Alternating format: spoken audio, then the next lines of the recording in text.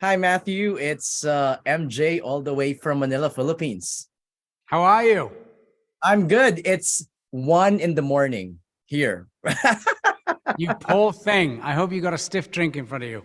Stayed all the way up for you because I have to confess, I didn't see season one, but I when I was invited to see season two, I got screeners and I was already hooked. I'm so bummed I didn't see season one, but I'm gonna binge watch after this.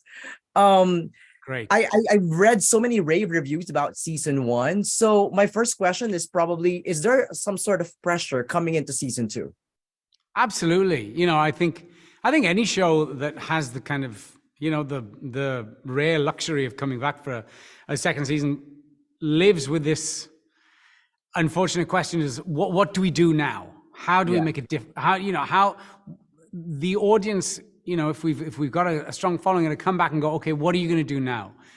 Um, and I think the great danger is to be, is to fall into what you did in the first season. And that was the concern of mine.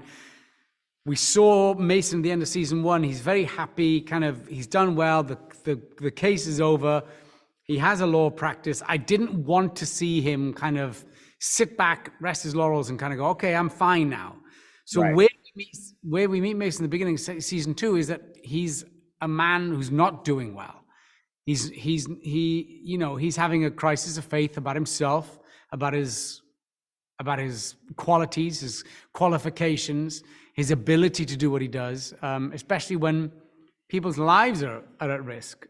So I like the fact that where we meet Mason at the beginning of season two was kind of a very big departure from where we left him in season one. Yeah, I just saw the first two episodes and I already felt the vulnerabilities of Mason. Now, we've seen a lot of crime drama in television and streaming services. Why do you think Perry Mason makes it so current, even though it's period?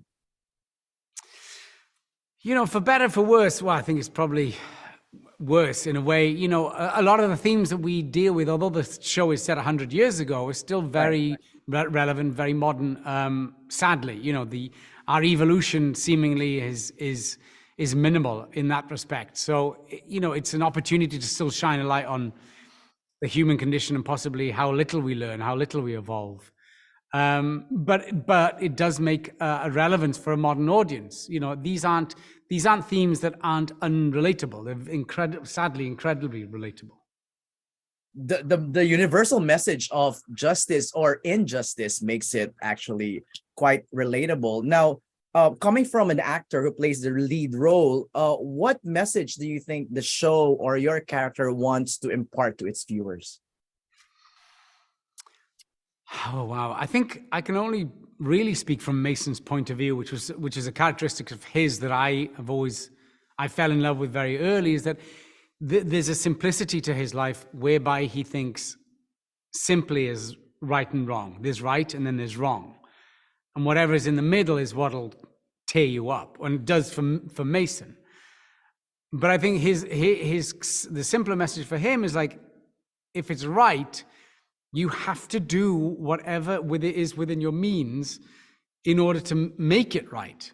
And I think the second season, especially, is you realize how hard that seemingly is within a justice system that one always hopes will deliver the right thing, but certainly not always does.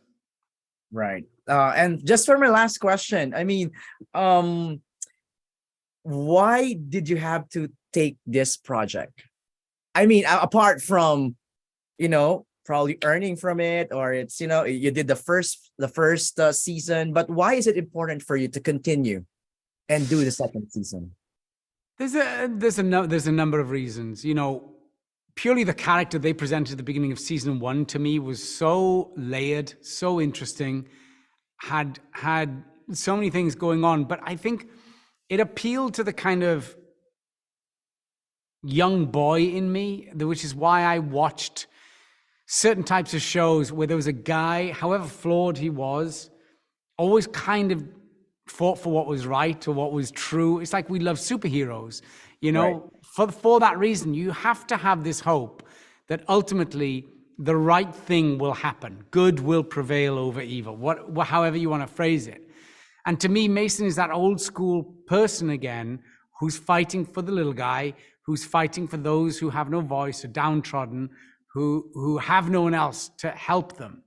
That's what Mason does. And to me, I was that little kid that watched those shows going, that's the guy I want to be, that's the guy I love. I hope there are more guys like him or women in the world. And so that was one of the reasons of many that I desperately wanted to do this show.